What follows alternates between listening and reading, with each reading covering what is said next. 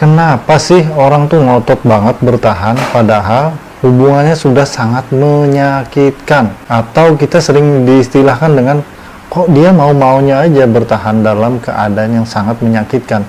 Mungkin teman-teman sudah banyak nih melihat emak-emak atau ibu-ibu yang bertahan di hubungannya, ada yang setahun, 2 tahun, puluhan tahun.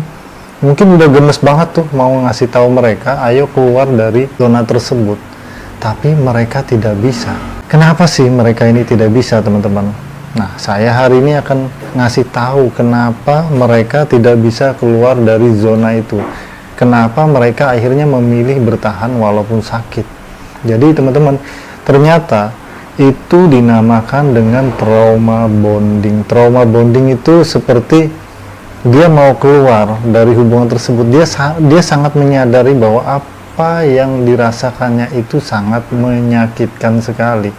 Tapi begitu dia mau keluar dari hubungan itu, dia merasakan ada perasaan cinta yang mendalam sekali. Ini yang dinamakan termanipulasi. Jadi tahapannya ada, teman-teman, tahapannya ada. Jadi saya sendiri sudah banyak menemukan klien-klien saya yang datang konsultasi ke saya itu dalam keadaan yang menurut kita secara normal dia harus keluar. Apa sebenarnya yang kamu pertahankan dari situ? Apa sih yang membuat kamu harus kok rela banget membuang harga diri kamu gitu loh, mempertahankan orang yang cuek, orang yang nyakitin, orang yang tidak peduli, orang yang semena-mena sama kamu, orang yang merendahkan kamu. Kalau kita mikir secara normal kan mungkin seperti itu, tapi untuk mereka yang jadi korban ini, mereka tidak berpikir sampai ke arah sana, teman-teman. Karena apa? Mereka pasti akan mendapatkan yang namanya love bombing.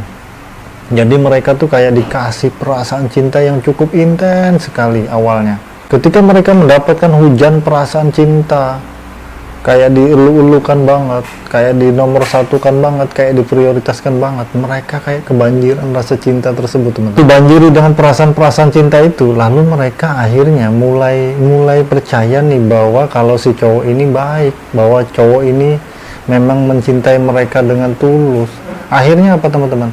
Ketika suatu saat cowoknya melakukan kesalahan, mereka akan ingat bahwa cowoknya baik, bahwa cowoknya tulus. Karena apa?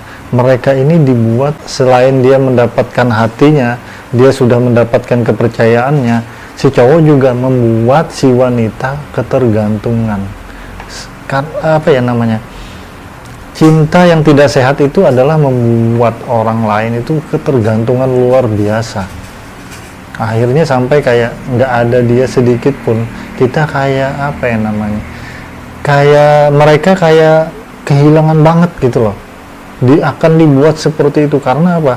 Cara-cara cowok yang seperti ini, mereka akan mengunci si cewek ini agar tidak bergaul dengan yang lain lagi, agar tidak melakukan aktivitas yang lain, agar tidak berteman dengan yang lain, hanya fokus kepada dia saja.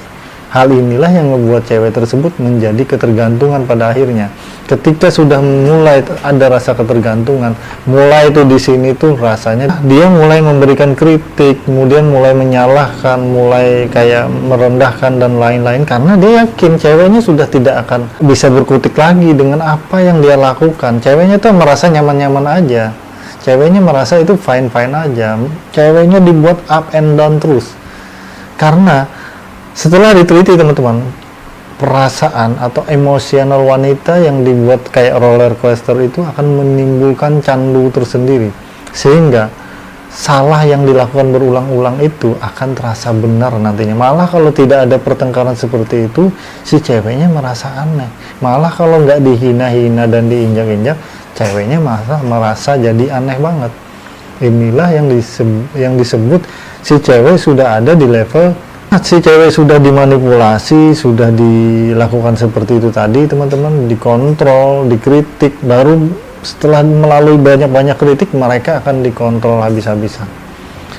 Dikontrol, tidak boleh begini, perilakunya, pikirannya, dan lain-lain, dilemahkan sumber dayanya.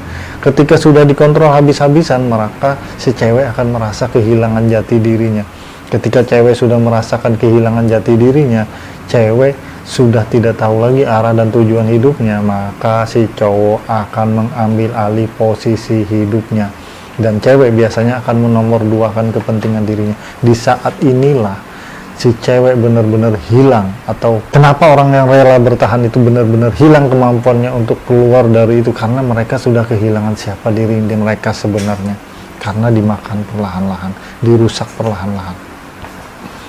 Oke teman-teman, semoga konten ini bisa membuat teman-teman sejenak berpikir, saya sudah ada di level mana dirusaknya gitu. Jangan lupa support dengan like dan komen serta share, dan jangan lupa juga subscribe ya teman-teman.